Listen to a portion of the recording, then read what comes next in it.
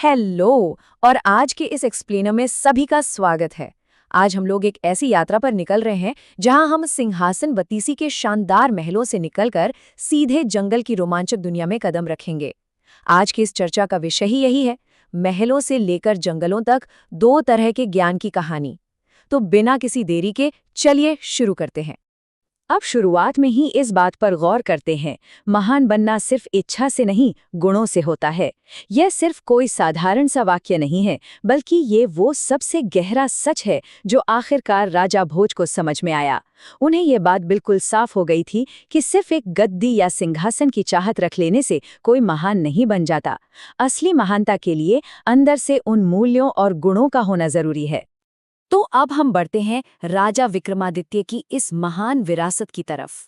जब हम विक्रमादित्य की विरासत की बात करते हैं तो वो कुछ खास गुणों पर टिकी थी, जैसे उनकी वीरता, उनका अटूट न्याय, दान करने की भावना और सबसे बढ़कर उनकी परिपक्व बुद्धि।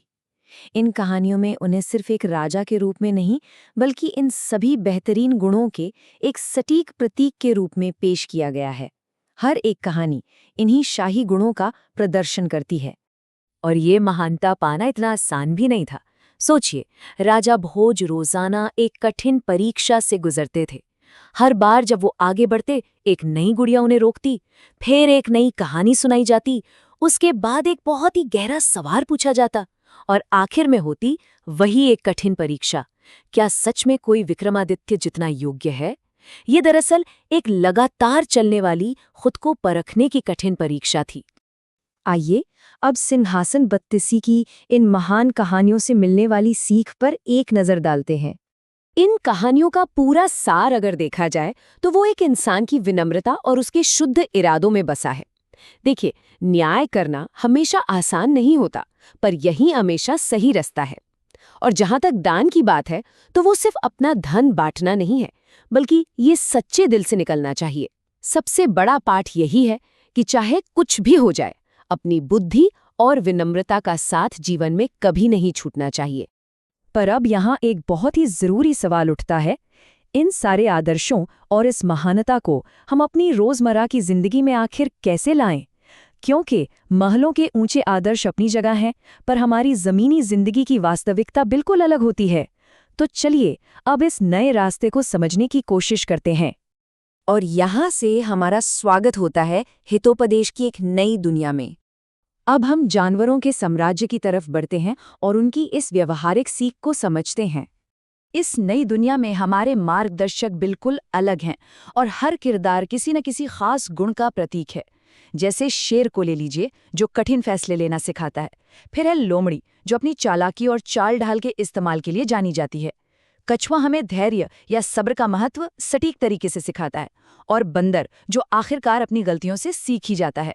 जरा इस बात पर गौर कीजिए, हम एक बिल्कुल संपूर्ण और आदर्श राजा की दुनिया से सीधा इन गलतियां करने वाले शैतान जानवरों की दुनिया में आ गए हैं। यह सच में हमारे इंसानी स्वभाव का एक आईना है। अब हितोपदेश की इन कहानियों का पूरा ध्यान बिल्कुल व्यवहारिक जीवन पर है।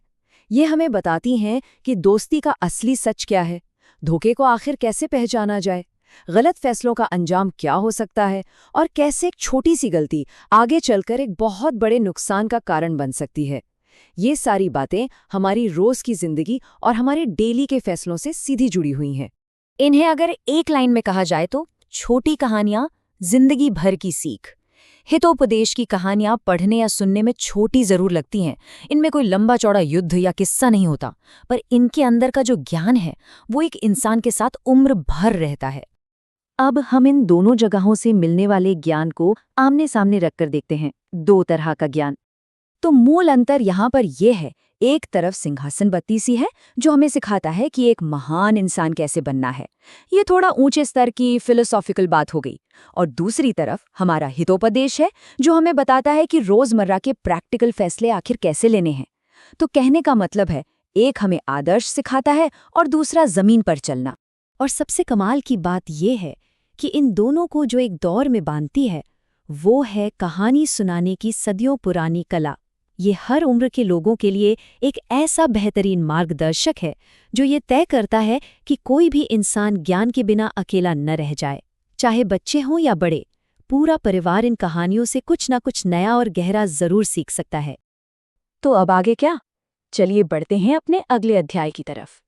अगले एक्सप्लेनर में हम एक बिल्कुल नई कहानी की दुनिया में कदम रखने वाले हैं।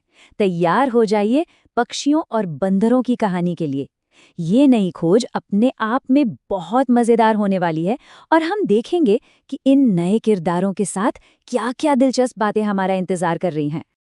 तो आप जाने से पहले एक बहुत ही दिलचस्प सवाल पर विचार करते हैं। क्या थोड़ा सा घमंड और एक मामूली सा मजाक सब कुछ बदल कर रख सकता है?